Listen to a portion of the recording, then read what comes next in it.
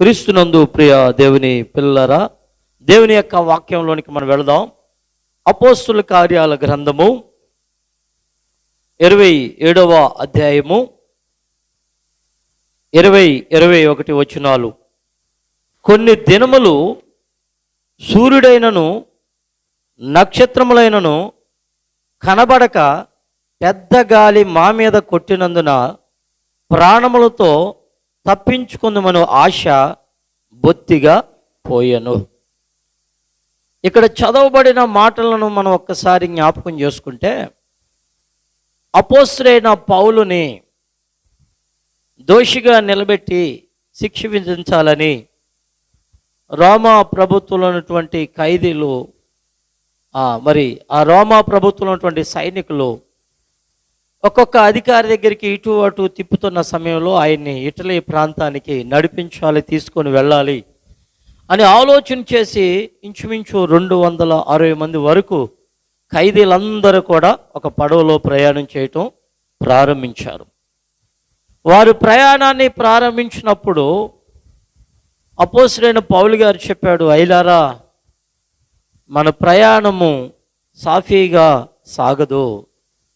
సరుకులకు మాత్రమే కాదు, పడవకు మాత్రమే కాదు, మన ప్రాణాలకు కూడా నష్టము కలగొచ్చని ఆయన చెప్పాడు. అయినా సరే వీరేమనుకున్నారంటే, ఏమాత్రము ఆలోచించకుండా వారి ప్రయాణాన్ని కొనసాగించడం ప్రారంభించారు. ఇక్కడ చదివిన మాటలో ఒక మాట నేను మీకు జ్ఞాపకం చేస్తాను. 21వ వచనంలో, ప్రాణముతో తప్పించుకుందామను ఆశ బొత్తిగా పోయెను. రైట్. ఒకసారి అందరం పరిశీలన చేసుకుంటే నేటి దినాల పరిస్థితుల ప్రభావాలు ఇలాగే ఉన్నాయి. ఆయన పిల్లలుగా జీవిస్తూ ఆయనతో గడుపుతూ ప్రార్థిస్తున్నాం, అన్ని విషయాల్లో బాగానే ఉన్నాం. కానీ ప్రపంచమంతా ఈ కరోనా అనేటువంటి వైరస్ ప్రపంచ దేశాలను ప్రపంచాలను అటు ఇటు అనుకుంటూ మన కుటుంబాలను కూడా ఏం చేసిందంటే, ప్రాణాలతో మనం సజీవులుగా ఉంటామో లేదో ఓ భయ ఆందోళనలోకి నెట్టేసింది. ఓ మనిషిని కలుసుకోవటాకే భయపడుతున్నటువంటి దినాల్లోనికి వచ్చేసాం. ఎంత సన్నిహితులైనా, ఎంత ప్రియమైన వారైనా ఆయనకి దగ్గరగా వెళ్ళి ముచ్చటించే అవకాశం లేకుండా పోయింది. మన ప్రాణం మనలో ఉండిద్దో లేదో, సజీవులుగా ఉంటామో లేదో, ఎన్ని దినాలు క్షేమంగా ఉంటామో లేదనే భయం మనలోనికి వచ్చేస్తుంది. ప్రాణాలతో తప్పించుకుంటామనే ఆశ మాకు లేకుండా పోయిందని వారు మాట్లాడుతున్నారు. ఈ దినాలలో కూడా మన జీవితాల్లో కూడా ఎలా ఉందంటే, వెళుతున్నాం, బయటకు వెళుతున్నాం, వస్తున్నాం, కానీ మనలో మాత్రం ఒక భయం మాత్రం ఉండిపోయింది. ఎప్పుడు ఏం జరిగిద్దో, నాకేమవుతుందో, నా కుటుంబానికి ఏమవుతుందో, నా పిల్లలకి ఏమవుతుందో, ఒకవేళ నేను బాగుంటే నా బంధువుల్లో, నా స్నేహితుల్లో, రక్త సంబంధికుల్లో ఎవరిని గూర్చి నేను దుర్వార్త వినవలసి వస్తుందని ఒకరికొకరు కంగారు పడే దినాలు కనబడుతూ ఉన్నాయి.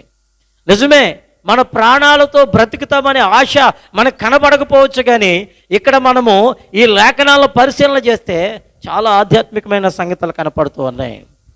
దైవజనుడు హెచ్చరించాడు, దైవజనుని మాట లెక్క చేయలేదు. చివరికి వారు ఎలాగైనా సరే వారి ప్రయాణాన్ని ముందుకి సాగించాలి అనుకున్నారు.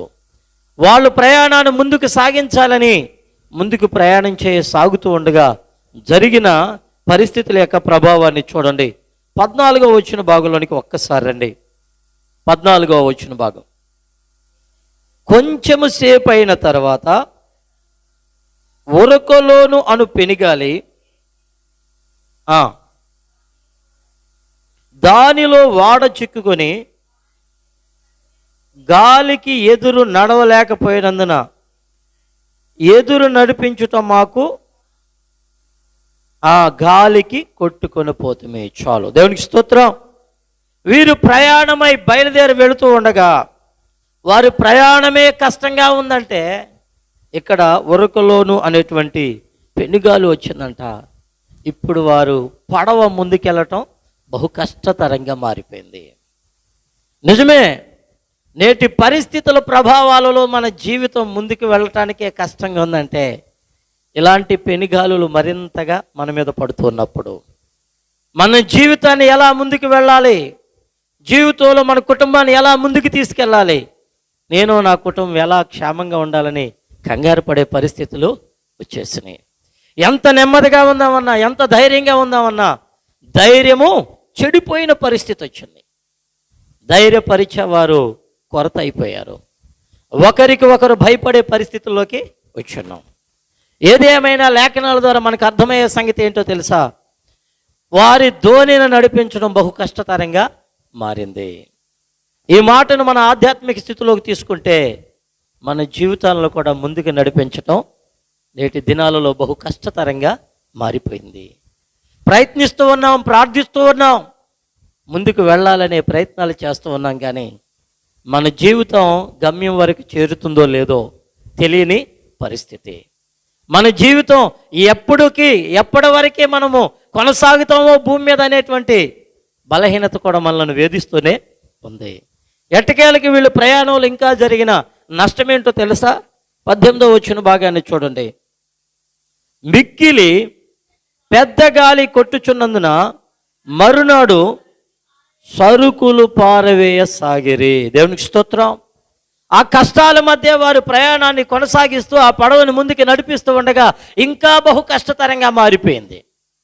ఎంత కష్టమైపోయిందంటే ఇక ప్రాణాలు ఉంటాయో లేదో అనుకునే భయం ఏర్పడిన తర్వాత వారిగా ఇష్టపడి కొనుక్కొని ఆ యొక్క పడవలో పెట్టుకున్నటువంటి విలువైన సరుకులన్నీ తీసుకెళ్ళి వారి చేతులారా ఎక్కడ పోసారంట? సముద్రంలో పారవేశారు. సముద్రంలో వారి చేతులతో వారే పారవేసుకునే పరిస్థితిలోకి వచ్చేస్తుంది. నేటి దినాలలో కష్టపడి సమకూర్చుకున్న కష్టమంతా చిరిగిపోయిన సంచిలో వేసామన్నట్టుగానే నేటి దినాల పరిస్థితుల ప్రభావాలు ఎలా ఉన్నాయంటే కలిగిన ప్రభావాన్ని బట్టి ఎంత సంపాదించుకున్నా ఆ కష్టమంతా గాలికే కొట్టుకుపోతున్నట్టు. బ్రతుకుతామనే నమ్మకం లేకుండా, తెచ్చుకున్న ఆహారం తృప్తిగా తినకుండా ఇదిగో ప్రతి దినము ఏదో ఒక ఆందోళన జరుగుతూనే ఉన్నాయి. పెద్ద పెద్ద సమస్యలు రావు అవసరంలా. ఈ దినాల్లో పెద్ద రోగాలు కూడా ఏమీ అవసరంలా. జలుబు చేస్తే చాలు గుండెల్లో ఏదో ఒక బాణం తగిలినట్లుగా, ఓ చిన్న దగ్గు ప్రారంభమైతే చాలు నాకే ఏదో జరిగిపోతుంది అన్నట్లుగా. అంటే చిన్న చిన్న విషయాలకు కూడా మనిషిని పిరికివాడిగా చేసేసినాయి. వీరి జీవితం అనేటువంటి వీరి జీవితాలు ఇదిగో అధిపతుల ముందుకు తీసుకువెళ్ళాలని వారి ప్రయాణమై వెళుతున్నప్పుడు వారి చేతులారా సరుకులను పారవేసినట్లుగానే మన చేతులతో లెక్కకి మించి ఖర్చు చేసినప్పటికీ ఎన్నో ప్రయత్నాలు ఇమ్యూనిటీ పవర్ పెంచుకోవటం కొరకు ఎన్నో విలువైనటువంటి ఆ డబ్బులను ఖర్చు చేసి శ్రేష్టమైన ఆహారాలు ఎన్ని తినినప్పటికీ మన జీవితంలో క్షేమంగా ఉంటామనే నమ్మకం మాత్రం లేదు. అనుకుంటూ ఉన్నాం ఇలా ఉంటే బాగుంటాం, అలా ఉంటే బాగుంటాం అని మనం అనుకుంటూ ఉన్నాం తప్ప అలా ఉంటే బాగుంటాం లేదో కూడా తెలియదు. దేవునికి స్తోత్రం. వీళ్ళ పరిస్థితి ఇంకా ఏమవుతుందంటే వీళ్ళు చేయాల్సిన ప్రయత్నాలన్నీ చేస్తా ఉన్నారు. వారి చేతులారా వారే దాచిపెట్టుకున్న సరుకులన్నీ పారవేశారు. అయినప్పటికీ వారి ప్రయాణం చాలా కష్టంగా మారింది. చివరికి వారు చేసిన పని ఏంటో చూడండి. 19వ వచన భాగాన్ని కూడా చదవండి. 3వ దినమందు తమ చేతులారా వాడ సామాగ్రి పారవేసిరి. దేవునికి స్తోత్రం. ఇంకా 3 దినాల తర్వాత జరిగింది ఏంటంట? ఇంకా పడవలో ఏవైతే విలువైనవి ఉన్నాయో, ఏవైతే భారముగా బరువుగా ఉన్నాయో అవన్నీ తీసుకెళ్ళి ఎక్కడ పడేశారంట? సముద్రంలో పడవేశారు. వారు అనుకుంటున్నది ఒకటే, ఆహారం లేకపోయినా, పడవలో కావలసిన సౌకర్యాలు లేకపోయినా, ప్రాణంతో పాటు ప్రాణం ఉండి గమ్యాన్ని చేరితే చాలు, క్షేమముగా ఎక్కడికి వెళ్ళాలనుకున్నామో అక్కడికి చేరుకుంటే చాలని రకరకాలైన ప్రయత్నాలు వారు చేస్తూ ఉన్నారు. ఆ వచ్చిన పెద్ద పెనుగాలి ఎంత నష్టం చేసిందంటే వారు ఊహించలేకపోయారు. ఇలాంటి నష్టం జరిగిద్దని, ప్రాణాలతో బయటపడతామో లేదనే సంగతి వారు ఊహించకే ఎదురు వెళ్ళటం ప్రారంభించారు. సావుకుడిగా నేడు దినాన పరిశుద్ధాత్మ పూర్తిగా చెప్పేది ఏంటంటే, రోగం వచ్చిందని తెలిసి దానికి ఎదురుగా వెళ్ళొద్దు దయచేసి. చాలాసార్లు మన యొక్క ఆధ్యాత్మిక జీవితంలో భక్తి చేస్తూ ప్రార్థిస్తూ దేవునికి దగ్గరగా ఉన్నాం, నాకేం అవదులని కొంతమంది ఏమనుకుంటూ ఉన్నారంటే, ఇదిగో విశ్వాసంలో బలహీనులైపోయి నాకేమీ కాదని ముందుకు వెళ్ళే ప్రయత్నాలు చేస్తున్నారు. బి కేర్ఫుల్, జాగ్రత్తగా ఉండాలి.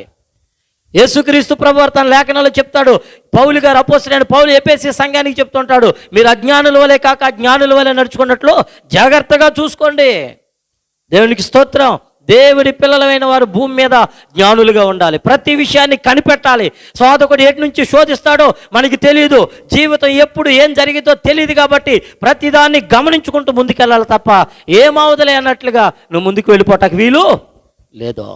దైవజనుడు చెప్పాడు, అయ్యారా మనం వెళ్ళటం చాలా కష్టం, ఇలాంటి సమయంలో ప్రయాణం వద్దు అని. దైవజనుడు ఎంత హితబోధ చేసినా వినలేదు. ఆ పెనుగాలికి ఎదురుగా ప్రయాణం చేశారు. ఈ రోజున చాలామంది కూడా, అనేక మంది గొప్ప గొప్ప వారు ఇదిగో వారి జ్ఞానాన్ని తెలియచేస్తూ, అయ్యారా జాగ్రత్తగా ఉండండి, ప్రపంచం మీద భయంకరమైనటువంటి వైరస్ ప్రభావితమైంది, మీరు మీ పిల్లలు జాగ్రత్త అని చెప్తుంటే చాలామంది కట్టు తప్పి మాకేమవుదలే అన్నట్లుగా ఇష్టానుసారంగా వెళ్ళిపోతూ ఉన్నారు. చివరికి అలాంటి వారి పరిస్థితి ఏమవుతుందో తెలుసా? వారు బతుకుతామో లేదనే భయం ఏర్పడిపోతూ ఉంది. వారు సంపాదించుకున్నదంతా ఖర్చు చేసినా క్షేమంగా ఉంటారనే నమ్మకం లేదు. వేలు వేలు లక్షలు లక్షలు ఖర్చు చేసినా సజీవులుగా వస్తారనే నమ్మకం లేకుండా పోయింది. ఇక్కడ వీరి పరిస్థితి కూడా అలా అయిపోయింది. పడవ ముందుకెళ్ళటం కష్టమైపోయింది. వారు చేతులారా పెట్టుకున్న సరుకులన్నీ పారవేశారు. ఇదిగో పడవలో విలువైన సామాగ్రిని అంతా కూడా పారవేశారు. చివరికి వారి పరిస్థితి ఏమైంది తెలుసా? కొన్ని దినాలు సూర్యుడైనను చంద్రుడైనను కనపడలేదంట. ఆ యొక్క సముద్రాల మీద ఆయన ప్రయాణం చేస్తూ ఉంటే చీకటిలో సంచరిస్తూ ఉన్నారంట. సూర్యుడు చంద్రుడు నక్షత్రాలు కనబడక అగాధములో ప్రయాణం చేసినట్లుగా అయిపోయింది. జాగ్రత్త, దేవుని సేవకుడిగా మాట్లాడుతున్నాను. ఆయన పిల్లలుగా ఎదుగుతున్న మనము దేవుని యొక్క వాక్య ప్రకారము నడుచుకోవలసి ఉన్నదే. దేవుడు మనకిచ్చిన ఆజ్ఞల ప్రకారము ఆయన చెప్పినట్లుగా జరుగుతుంది. కాబట్టి కొన్ని విషయాల్లో మనం ఏం చేయాలా? జాగ్రత్త కలిగి ఉండాలి. ఒకవేళ జాగ్రత్త తప్పి నువ్వు ఇష్టానుసారంగా వెళ్ళిపోతున్నావంటే దేవుని వాక్యాన్ని ఇంకా నువ్వు నమ్మలేదని అర్థం. దేవుడు చెప్పిన మాట యందు నువ్వు విశ్వాసం ఉంచలేదని అర్థం. అందుకే లేఖనాల గురించిన అనుభవం మనకి చాలా అవసరము. దేవునికి స్తోత్రం. ఇక్కడ వీరి ప్రయాణం ఏమైందంటే ఆ పెనుగాలి వల్ల ఒకటి, ప్రయాణము కష్టంగా సాగింది. 2, వారు సంపాదించి దాచిపెట్టుకున్నదంతా పారవేయాల్సి వచ్చింది. 3, పడవలో దాచుకున్న సామగ్రి అంతా వారి చేతులారా విడిచిపెట్టారు. చివరికి సూర్యుడి కనపడలా, చంద్రుడి కనపడలా. వారి ప్రయాణం ఎలా ఉందో తెలుసా? చీకటి దినాలలో సంచరించినట్లుగా మారిపోయింది. నేడు అనేక కుటుంబాలలో ఇవే జరిగినాయి. ఎన్ని అనుభవాలంటే మనకి రాలేదు కదని మనం అనుకున్నాం, కానీ వచ్చిన కుటుంబాల్లో పరిస్థితులు చూడండి. అందరూ ఉన్న అనాథలుగా బ్రతికారు. బంధువులు, స్నేహితులు, రక్త సంబంధికులు, మరి ప్రియమైన వారు అనేక మంది ఉన్నా, భార్య భర్తకు దూరంగా, భర్త భార్యకు దూరంగా, తల్లిదండ్రులు పిల్లలకు దూరంగా. ఇదిగో నేను ఈ మధ్య కాలంలోనే ఓ ప్రియమైన కుటుంబానికి భార్య భర్తలకు వచ్చినప్పుడు 2 చిన్న చిన్న పిల్లలను దూరంగా పెట్టి వారిద్దరు ఒక కుటుంబంలో ఉండటం జరిగింది. వారు పడిన ప్రయాస ఇంత అంత కాదు. ప్రభు మహాకృపను బట్టి ప్రార్థించక దేవుడు వారిని క్షేమంగా ఆరోగ్యవంతులుగా ఉంచాడు. అందుని బట్టి ఆయనకి మహిమ కలుగునుగాక. దేవునికి స్తోత్రం. కాబట్టి ఈ యొక్క వైరస్ ప్రభావం వల్ల చాలా నష్టం జరిగింది. ఆ పెనుగాలి ఎంత నష్టం ఆ పడవలో ఉన్న ఇదిగో ఖైదీలకును అధిపతులకును ఆ యొక్క మరి ప్రయాణానికి ఎంత నష్టం చేసిందో, ఈరోజు ఈ వైరస్ కూడా దేశంలో ఉన్న ప్రజలకు జరిగించిన నష్టం ఇంత అంతని వర్ణించలేం. అన్ని శ్రమలు గుండా వాళ్ళు ప్రయాణం చేస్తూ ఉండగా అప్పుడు పలుకుతున్నారు, మేము ప్రాణాలతో తప్పించుకొని బయటపడతామనే ఆశ మాకు లేకపోయాను. దేవునికి స్తోత్రం. ఈ రోజున పరిస్థితులు ఇలాగే ముందుకు నడిపిస్తూ ఉన్నాయి. ఇప్పుడు వచ్చినటువంటి వైరస్ అనే ప్రభావం కూడా మన ప్రయాణంలో ఇదే నష్టం కలగజేస్తుంది. ఏం జరిగిద్దో, ఏమవుతామో అనే దిగులు, చింత మనకు వచ్చేసింది. జీవితం అనేటువంటి ఈ ధోని ఎక్కడ మునిగిపోద్దో అనే భయం ఏర్పడిపోయింది. నాకేం జరిగిద్దో, నా కుటుంబానికి ఏం జరిగిద్దో కంగారు పడాల్సిన అవసరం ఏమీ లేదు. చివరికి ఇంకా వీరు చేసిన పని ఏంటో తెలుసా? ఆ మాట కూడా నేను మీకు జ్ఞాపకం చేస్తాను. చూడండి, 37-38 వచనాలు చదవండి. వాడలో మేమందరము 276 వారు తిని తృప్తి పొందిన తర్వాత గోధుమలను దేవునికి స్తోత్రం, గోధుమలను కూడా సముద్రంలో పోసి వాడను తేలిక చేశారు. చివరికి పరిస్థితి ఎలా అయిపోయిందో చూడండి. ఒకటి, వారి ప్రయాణం సాఫీగా సాగలేదు. 2, వారు కష్టపడి సంపాదించి కొనుక్కున్న సరుకులన్నీ పారవేయాల్సిన పరిస్థితి. 3, పడవకి కావలసినటువంటి అమూల్యమైనటువంటి విలువైన వస్తువులను పారవేశారు. 3వ విషయాన్ని గమనిస్తే, వారికి ఆహారం కొరకు గోధుమలను వారు ఏర్పాటు చేసుకొని ఆ ప్రయాణంలో, శీతాకాలంలో ప్రయాణం చేస్తున్నారు కాబట్టి కొన్ని సందర్భాల్లో వాళ్ళు ఎక్కడైనా ఆగి ప్రయాణం చేయాలి కాబట్టి కావలసిన ఆహారాన్ని కూడా నిల్వ చేసుకొని ప్రయాణమై వారు వెళుతూ ఉండగా వారికి కలిగిన నష్టాన్ని బట్టి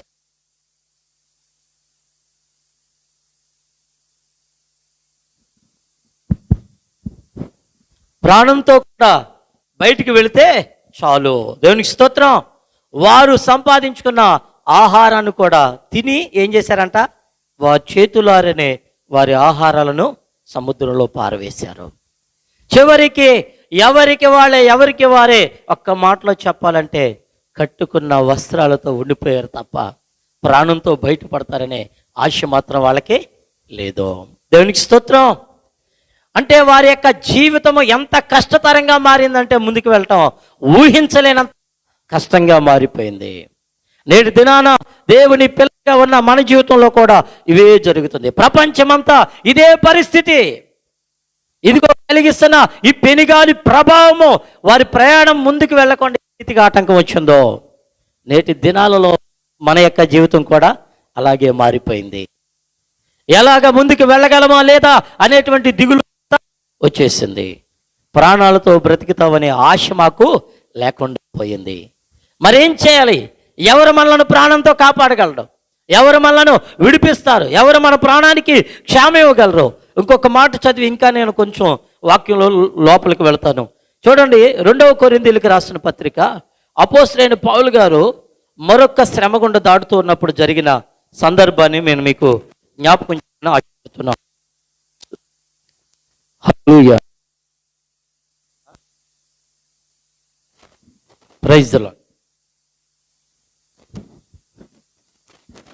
రైట్. 2వ కొరింథీయులకు రాసిన మొదటి పత్రిక, 2వ కొరింథీయులకు రాసిన ఆ పత్రిక మొదటి అధ్యాయము 8వ వచన భాగాన్ని చదువుదాం. సహోదరులారా, ఆసియాలో మాకు తటస్థించిన శ్రమను గురించి మీకు తెలియకుండా మాకు ఇష్టం లేదు. అదేదనగా మేము బ్రతుకుదమను నమ్మకము లేకయున్నట్లుగా మా శక్తికి మించిన అత్యధిక భారం వల్ల కృంగిపోతుమే. దేవునికి స్తోత్రం. అపోస్తలుడైన పౌలు గారు చెప్తున్నాడు, ఆసియా ప్రాంతం గుండా వీళ్ళు వెళ్తూ ఉన్నప్పుడు ఎలా ఉందంట, బ్రతుకుతామనే నమ్మకం లేకుండా పోయిందంట. ఊహించలేని శ్రమ, సజీవులుగా ఉంటామో లేదో, ఏమైపోద్దో జీవితం.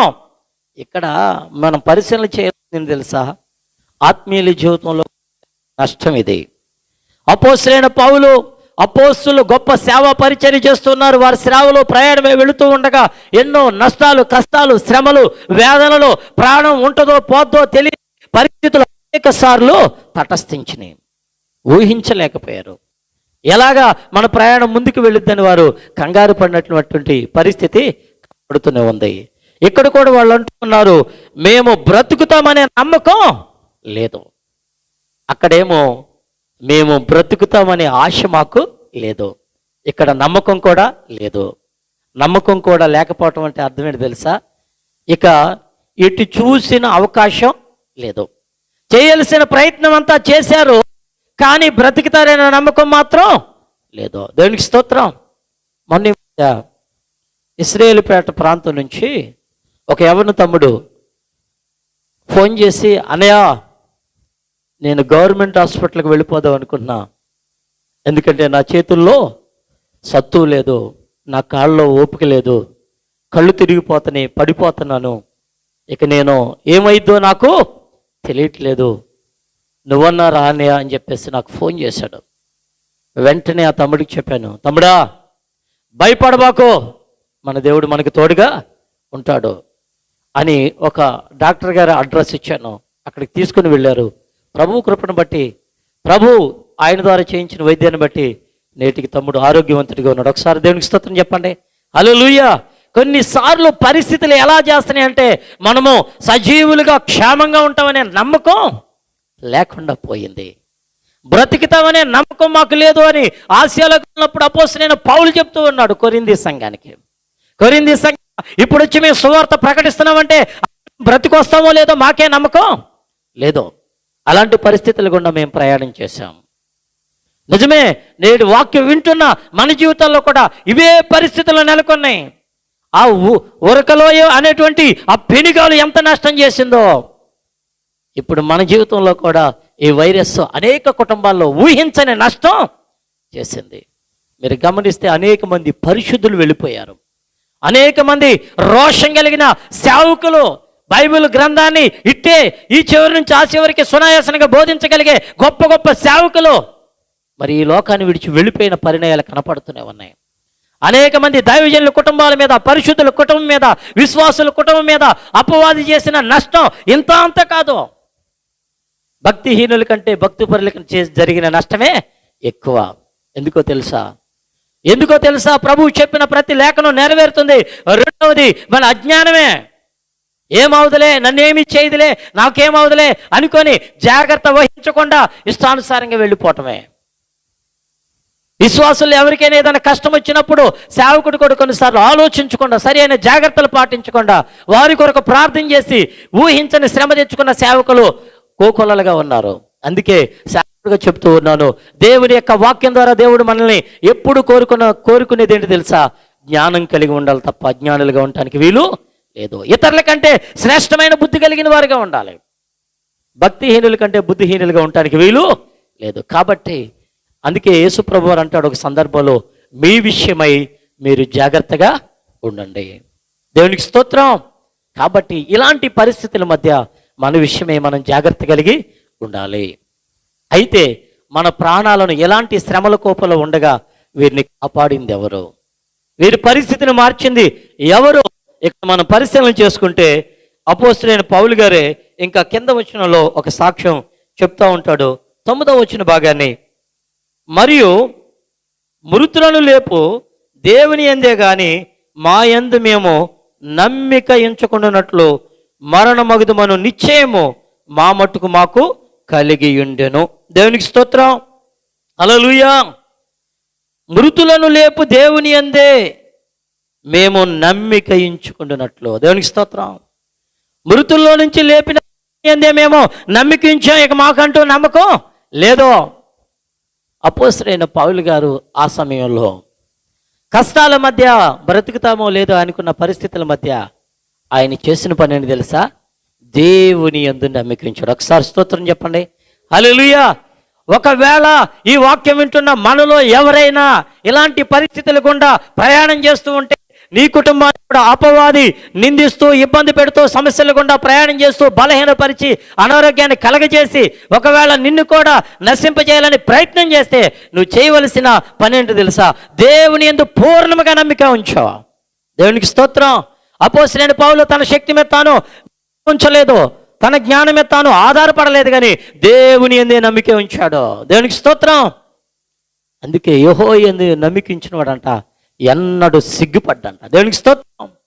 నీ పరిస్థితులు చేజారిపోయినప్పుడు, నీవనుకున్న పరిస్థితుల నుంచి బయటపడలేనప్పుడు నీకున్న ఒకే ఒక మార్గం యేసయ్య. ఆయన యందు పూర్తిగా నమ్మిక ఉంచే. అందుకే అపోస్తలుడైన పౌలు గారు తన భాషలో ఎప్పుడు కూడా మరణాన్ని గురించి చాలా సులువుగా రాశాడు. బ్రతుకుడు క్రీస్తే, చావైతే లాభమే. దేవుని మీదే ఆధారపడి కంప్లీట్గా దేవుని యందే నమ్మిక ఉంచి ప్రాణాన్ని సైతం లెక్క చేయకుండా దేవుడి కొరకు బ్రతికాడు. అందుకే అనేక సార్లు, అనేక పర్యాయములు ఆయన్ని చంపాలని ఖైదీలు అనుకున్నారంట. ఏ ప్రదేశానికి వెళ్ళినా అనేక మంది అధిపతులు పౌలు గారిని చంపాలని రకరకాలైన ప్రయత్నాలు చేశారు. దేవుడు కోరుకున్నంత వరకు ఆయన ప్రాణాన్ని ఎవడూ తీయలేకపోయాడు. దేవునికి స్తోత్రం. ఎందుకు బాగా అర్థం చేసుకోండి. దేవుడే నిన్ను కాపాడాలనుకున్నాడా? ఇలాంటి కరోనాలు 100 నిన్నేం చేయలేవు. 1000 సమూహం వచ్చినా నీ కుటుంబాన్ని ముట్టలేవు. దేవుని యందు నమ్మిక ఉంచగలిగితే, దేవుని మీద ఆధారపడి నువ్వు చేయాల్సిన పనులు జాగ్రత్తగా చేయగలిగితే ఖచ్చితంగా దేవుడు నిన్ను సజీవుల లెక్కలోనే ఉంచుతాడు. అందుకే నువ్వు దేవుని పిల్లలుగా నేర్చుకోవాల్సింది ఏంటి తెలుసా? ఈ అందరూ కూడా, ప్రపంచం అంతా కూడా దేవుని కోసం ఆలోచించడం మానేసింది. దైవ లేఖనాల గురించి చర్చించడం మానేశారు. ఎక్కడ చూసినా ఒకే వార్త. ఏ వార్త? కనికర పూర్ణుడు యేసయ్య కోసం మానేశాడు, కరోనా కోసమే మాట్లాడుకున్నారు. ఏ ఇంట్లోకి వెళ్ళినా టీవీ పెడితే ఏ వార్తలో ఆ న్యూసే, ఏ నోట చూసే అక్కడ అన్ని కేసులు, ఇక్కడ ఇన్ని కేసులు, ఈ మాటలే కనపడుతున్నాయి తప్ప దేవుని గురించిన సంభాషణ కూడా మానవ హృదయాల్లో లేకుండా పోయింది. అందుకే పరిశుద్ధాత్మ దేవుడు చెప్పేది ఏంటి తెలుసా? పరిస్థితులను పక్కన పెట్టు, పరిస్థితుల ప్రభావం ఎరిగిన నీవు జ్ఞానము కలిగి నీ ప్రయాణం ఎలా ముందుకు తీసుకువెళ్లాలో ప్రభువు దగ్గర అనుదినం ప్రార్థిస్తూ, లేఖనాలను పరిశోధిస్తూ, వాక్యం వింటూ, పరిశుద్ధుల నోటి నుంచి వచ్చే ప్రతి వాక్యాన్ని విని బలపడి వాక్యానుసారంగా నీ జీవితాన్ని కట్టుకొని దేవుని మీద పూర్తిగా నమ్మిక ఉంచగలిగితే నీ జీవితాన్ని దేవుడు ఖచ్చితంగా తప్పిస్తాడు. దేవుని యందు పూర్తిగా నమ్మిక ఉంచడం వల్ల జరిగిన మరి కార్యం ఏంటో చూడండి ఒక్కసారి. 10వ వచన భాగాన్ని కూడా చదవండి. అదే 2 కొరింథీయుల పత్రిక 1వ అధ్యాయంలోనే 10వ వచనం. ఆయన అట్టి గొప్ప మరణము నుండి, చాలు చప్పట్లు కొడదాం ఒకసారి, దగ్గరగా చప్పట్లు కొడుతూ ప్రభుని మేము పెడదాం. హల్లెలూయా. అట్టి మరణము నుండి ఆయన మమ్మల్ని ఏం చేశాడు? తప్పించాడు. ఎవరేంది నమ్మికించడం వల్ల? మరణము తప్పించుట యెహోవా వశము. దేవునికి స్తోత్రం. మేము మరణిస్తామనుకున్న, బ్రతుకుతామని ఆశ మాకు లేకుండా పోయింది. మా జీవితం ఎలా ముందుకు వెళ్ళొద్దో తెలియదు అనుకున్న పరిస్థితుల మధ్య మేము నలిగిపోయాం. అయితే ఆ సమయంలో మేము చేసిన పని ఏంటో తెలుసా? దేవుని యందు నమ్మిక ఉంచాం. మరణం నుంచి మా దేవుడు మమ్మల్ని ఏం చేశాడు? తప్పించాడు. అట్టి గొప్ప మరణం నుంచి ఆయన మమ్మల్ని తప్పించాడు. దేవునికి స్తోత్రం. ఒకవేళ పరిస్థితుల ప్రభావాలు నిన్ను కృంగదీస్తే నువ్వు చేయవలసిన ఒకే ఒక పని అని తెలుసా? పూర్తిగా దేవుని యందు నమ్మిక ఉంచటం. పూర్తిగా పరిపూర్ణంగా, దేవా నీ యందే నమ్మిక ఉంచున్నాను, నన్ను సిగ్గుపడనియద్దని దావీదు గారు మాట్లాడినట్లుగానే, ప్రభువా పూర్తిగా నేను నీ మీదే ఆనుకొని ఉన్నాను, నమ్మాను, నీ ఇష్టం అని ఆయన చిత్తానికి నీ జీవితాన్ని అప్పగించుకోగలిగితే నీకు కలిగిన శ్రమ ఎంతదైనా నా దేవుడు ఖచ్చితంగా కాపాడుతాడు. దేవునికి స్తోత్రం. ప్రాణం పోయే ముందు కూడా దేవుని యందు నమ్మిక ఉంచగలిగితే నా దేవుడు నన్ను బ్రతికిస్తాడు అనే నమ్మకం నీకుంటే పోయిన ప్రాణాన్ని కూడా తిరిగి ఇవ్వటానికి ఆయన సమర్థుడైన దేవుడు. దేవునికి స్తోత్రం. కాబట్టి ఇక్కడ మనకి కనబడే విషయాలను పరిశీలన చేస్తే ఆ పెనుగాలి జరిగించిన నష్టం ఇంత అంతా కాదు. నేటి దినాలలో ఈ వైరస్ నష్టం కూడా ఇంత అంతా కాదు. జీవితాలు కూడా కష్టంగానే సాగుతోంది, ఇబ్బందిగానే సాగుతోంది. ఒకవేళ వైరస్ రాలేదులే అనుకుంటే మరి సరిగ్గా 3 పూట్ల భోజనం చేయటం కూడా గడవని పరిస్థితులు, కష్టాలు వెంబడి కష్టాలు, ఆర్థిక పరిస్థితులు, అప్పులు, రుణాలు, వేదనలు. ఎందుకో ఈ బ్రతికెందుకని విరక్తి చెందేవాళ్ళు కూడా లేకపోలేదు. ఎందుకో తెలుసా? పరిస్థితులు అలా అయిపోయినాయి. ఎటు చూసినా అవకాశాలు లేవు, కరువులు ఏర్పడిపోయినాయి. తెగుళ్ళు వచ్చేసిన తర్వాత కరువు ఏర్పడింది. చివరికి పరిస్థితులు చేజారిపోయినాయి. ఎవరికి కృంగిపోయిన స్థితి కనబడుతోంది. అయినప్పటికీ ఈ పరిస్థితుల గుండా ప్రయాణం చేస్తున్న నీలో రావాల్సిన ఒకే ఒక గుణం ఏంటి తెలుసు? పూర్తిగా చెప్పాలా, దేవుని యందు నమ్మిక ఉంచండి. రెండవది ఇంకొక మాట చెప్పి నా వాక్యంలో నేను ముగింపులోనికి వెళ్ళిపోతాను. దానియేలు గ్రంథము, దయచేసి అందరూ కూడా దానియేలు గ్రంథము 2వ అధ్యాయము, రైట్, దానియేలు గ్రంథము 2వ అధ్యాయము 18వ వచన భాగాన్ని చూద్దాం. తానును తన స్నేహితులను బబులోనులో తక్కిన జ్ఞానులతో కూడా నశింపకుండునట్లు కళ యొక్క మర్మ విషయంలో పరలోకమందున దేవుని వలన కటాక్షము పొందు నిమిత్తమై ఆయనను ఏడుకొనుడని వారిని హెచ్చరించును. దానియేలు గారు తన స్నేహితుల దగ్గరికి వచ్చి మాట్లాడుతూ ఉన్నాడు. బబులోనులో ఉన్నటువంటి తక్కిన జ్ఞానులతో కూడా మనం ఏమవకూడదు? నశించిపోకూడదు. దేవుని స్తోత్రం చెప్పండి. దేవుని పిల్లలుగా ఉన్న మన జీవితాలు ఈ నిర్ణయాలు కావాలి. ఇతరుల వల్ల మనం నశించిపోకూడదు. ఇతరుల వలె గాలికి కొట్టుకుపోయినట్లుగా, లోకంలో అనేక మంది ఎగిరిపోయినట్లుగా అజ్ఞానులుగా వ్యవహరించి ఇదిగో మరణం రాకముందే, మరణకాలం సంభవించకముందే మనం ముందెళ్ళిపోకూడదు. జ్ఞానంగా ఉండాలి. ఇతరుల వల్ల నశించిపోకూడదని దానియేలు తన స్నేహితులకు హెచ్చరించి రాత్రంతా ప్రార్థన చేశారంట. దేవుని ఎవరు సజీవులుగా ఉంటారో తెలుసా? ఇలాంటి కష్టకాలంలో ఈ నాశనం మమ్మల్ని తటస్థించకూడదు, మా కుటుంబాల మీద మా బిడ్డల మీద సంచరించకూడదని జ్ఞానం కలిగి ఇదిగో బయటికి వెళ్లకుండా ప్రార్థనా పూర్వకంగా దేవుని పాదాలు పట్టుకుంటూ విశ్వాసంగా వారి జీవితాన్ని కొనసాగించే వారిని దేవుడు ఖచ్చితంగా కాపాడతాడు. లోకస్తులు జరిగిన నష్టం నీ కుటుంబానికి కలగనివ్వడం. అందుకే మొదటిది పూర్తిగా ఆయన యందు నమ్మిక ఉంచాలి. రెండవది పూర్తిగా ఆయన మీద ఆధారపడి ప్రార్థన చేయాలి. రాత్రంతా ప్రార్థన చేసినంట దేవుడు జవాబిచ్చేంత వరకు, దేవుని కనికరం చూపించేంత వరకు, ఆ పరలోక మర్మాన్ని బయలుపరిచేంత వరకు ఇదిగో జ్ఞాని అయినటువంటి ఇదిగో దానియేలు గారు తన స్నేహితులు అందరూ కూడుకొని మరి బహు వినయముతో ప్రార్థనకు జవాబు వచ్చేంత వరకు ప్రార్థన చేస్తానే ఉన్నారు. దేవునికి స్తోత్రం. ఒకటి, భూమి మీద మనం తప్పించబడాలి అంటే ఈ శ్రమ గుండా ఒకటి పూర్తిగా దేవుని మీద ఆధారపడాలి. రెండవది పూర్తిగా ఏం చేయాలా? ప్రార్థన చెయ్యాలి. దేవునితో మాట్లాడే అనుభవం కావాలి. రోజున దేవుని పిల్లలుగా చాలామంది చాలా సమయం దొరుకుతుంది కానీ ప్రార్థన కొరకు సమయాన్ని ఉపయోగించుకోవట్లేదు. రోజంతా ఖాళీ. మరి పూర్వదినాల్లో అయితే అయ్యగారు మాకు ఖాళీయే లేదని చెప్పారు. ఈ దినాల్లో ఖాళీ దొరికినా ఏం చెప్తా ఉన్నారు? ఖాళీ దొరుకుతుంది, బైబిల్ చదవాలనుకున్నారు, చదవలేకపోతున్నారు. ప్రార్థించాలనుకున్నారు, ప్రార్థించలేకపోతున్నారు. వాక్యాన్ని ధ్యానించాలనుకున్నారు, ధ్యానించలేకపోతున్నారు. దేవుని కొరకే పని చేయాలనుకున్నారు, ఏమీ చేయలేకపోతున్నారు. నీవే సోమరిగా ఉంటే నీ పిల్లల సంగతి ఏంటి? ప్రార్థించవలసి నీవే ప్రార్థించడం మానేస్తే నీ కుటుంబ పరిస్థితి ఏమైంది? రోషన్ చేబు. నువ్వు దానియేలులాగా పౌరుషం తెచ్చుకో. ఇతరుల వల్ల నీ కుటుంబానికి ఏ కీడు జరగకూడదు.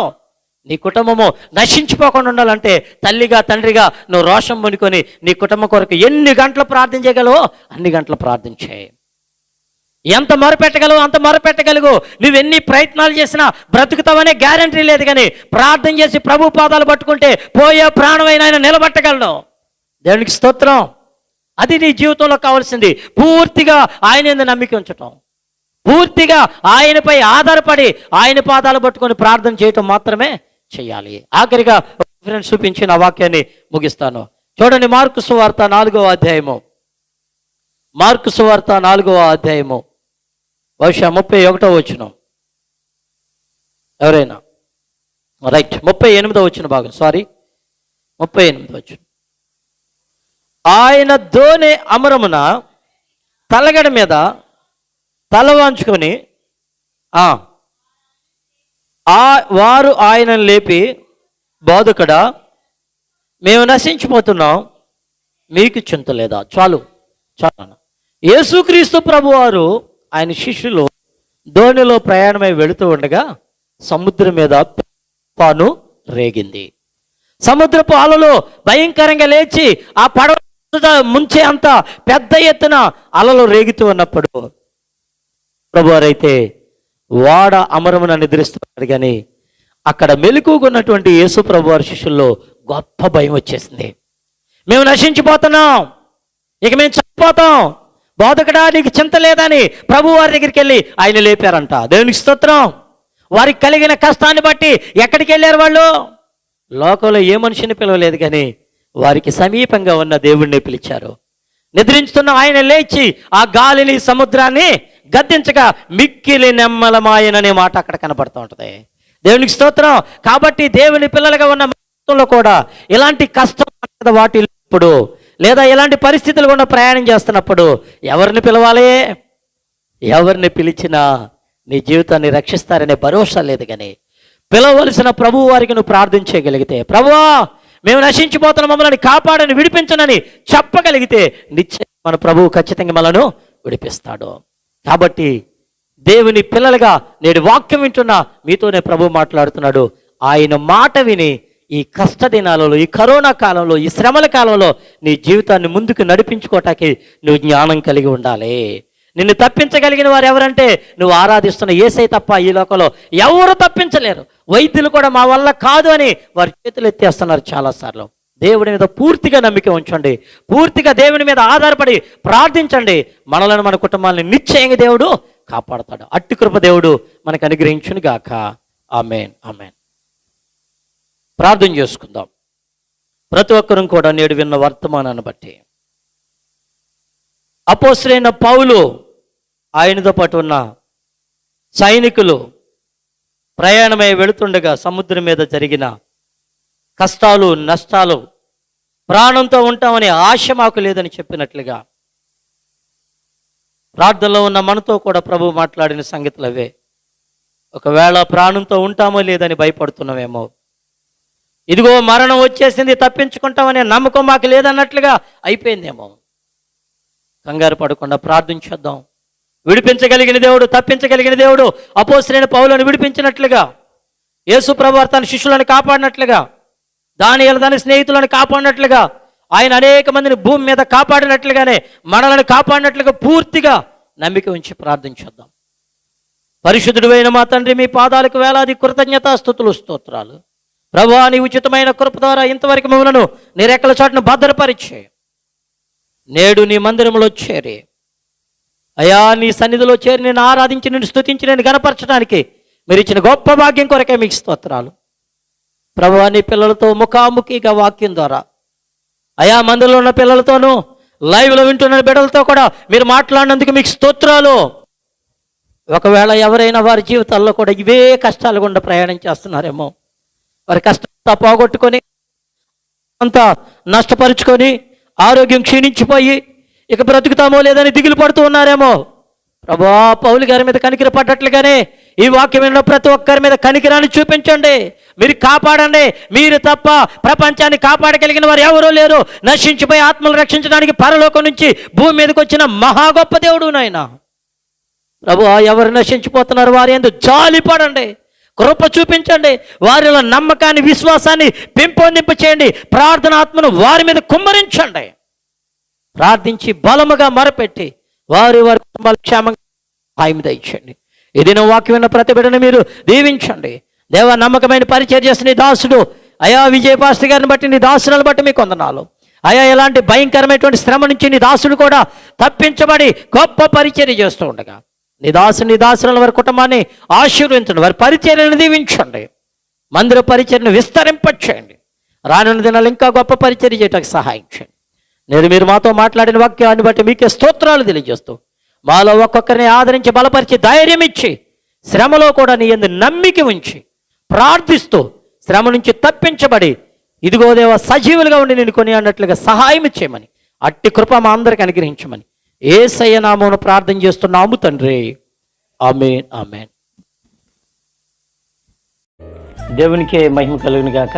ఇంతవరకు ఈ యూట్యూబ్ ఛానల్లో వాక్యాన్ని వీక్షించిన మీ అందరికీ ప్రభునామలో నా హృదయపూర్వకమైన వందనాలు తెలియచేస్తూ ఉన్నాను.